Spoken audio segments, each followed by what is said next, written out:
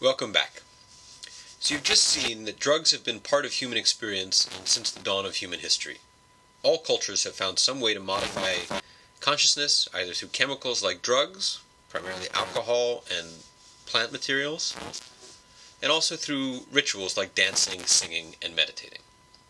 In fact, the only known societies that don't use drugs were the Eskimo or Tlingit peoples in the far Arctic North, and then only because they probably had no means of producing them. Now I'd like to begin to cover some of the specific drugs that people use in our current society, what their mechanisms of action are on the brain, their effects on behavior, and also discuss how their use can turn pathological or addictive. As you see on this slide, one way that we break down drugs are into these four classes.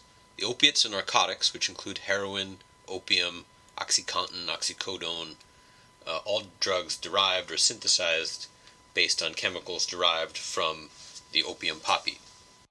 These drugs are known to produce euphoria and have great pain-killing properties. They have these properties because they mimic endogenous neurotransmitters, that is, natural neurotransmitters that we call endorphins. These drugs are often considered to be particularly dangerous, not because their use in itself is bad for human health, but they are potentially quite addictive and the overdose potential is high. Another class of drugs are the stimulants, which include things like nicotine, cocaine, amphetamines.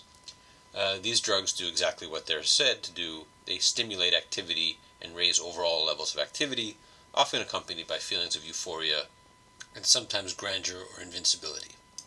These drugs have a very wide range of dangerous potential, ranging from fairly innocent like caffeine, which is, although addictive, has very little dangers to human health, to things like amphetamine, which can be quite destructive to the human body. A third class of drugs are the sedatives, and these include things like alcohol, barbiturates, downers, anti-anxiety drugs like benzodiazepines as well, and these generally reduce activity and create sedation or sleep. They must also be considered potentially quite dangerous because they have a high risk of death by overdose and can be quite addictive. And then finally under the scheme we have the hallucinogens. These have very complex effects on perception, thought processes, cognitive processes, and are difficult to classify in simple ways like sedatives or stimulants.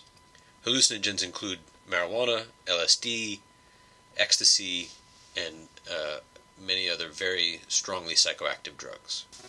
They generally exert their effects at the neurotransmitters of acetylcholine, norepinephrine, or serotonin, but some of them, like marijuana, act on specialized transmitter receptors, much like opiates act on endorphins. That is, marijuana, the active components of marijuana, mimic naturally occurring neurotransmitters within the human brain. We'll come back to that in a little while. But first, you should continue on to the next segment, where we explore some of the specific mechanisms of drug effects, and also why some drugs are legal and why others are not.